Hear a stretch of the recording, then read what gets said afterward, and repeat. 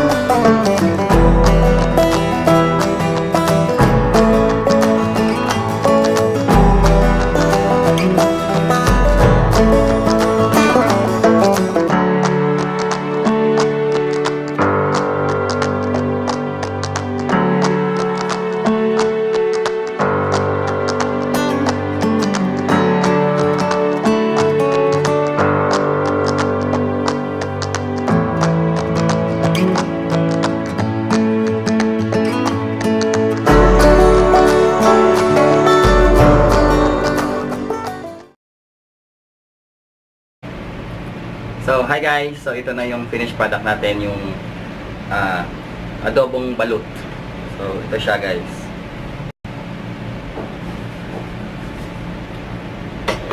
So, first time ko makakain ito guys. First time ko makaluto ng adobong balot. Pero, titikman natin kung yung lasa niya, kung nag-iba yung lasa niya.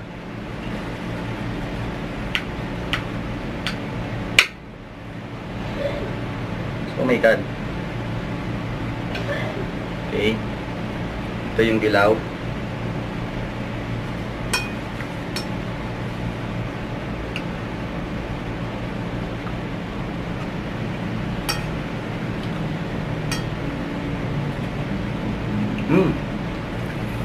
Lasang balot pa rin siya guys, di nawala yung lasa niya. Kasi yung soup niya kanina, yun yung nilagay ko. Sarap.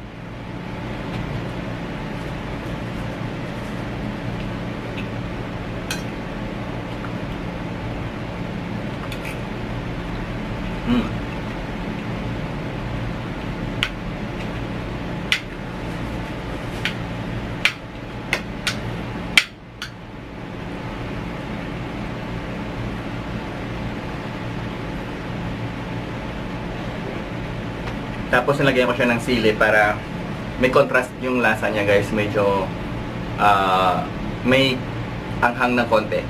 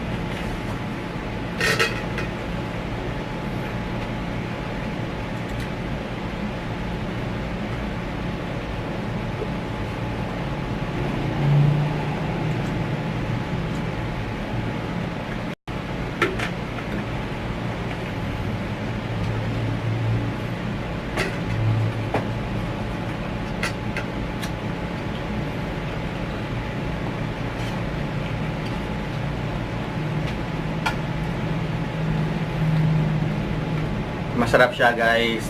Yung lasa ng balot, nandyan pa rin. Yung texture niya, nandyan pa rin kasi hindi ko siya dinurog. Kung paano ko siya nabalatan, yun din. Nilagay ko lang siya, sinutay ko lang siya kasama dun sa sibuyas. Kaya buong buo pa rin yung balot guys. So, masarap siya guys. Masarap na pang-ulam. So, madaling lutuin guys. Try nyo lang. Para malasahan nyo kung gaano kasarap yung balot. So, yun guys. Hanggang sa pagkikita natin muli sa pagkainan. It's me again, Powell D. So, thank you guys. Bye-bye.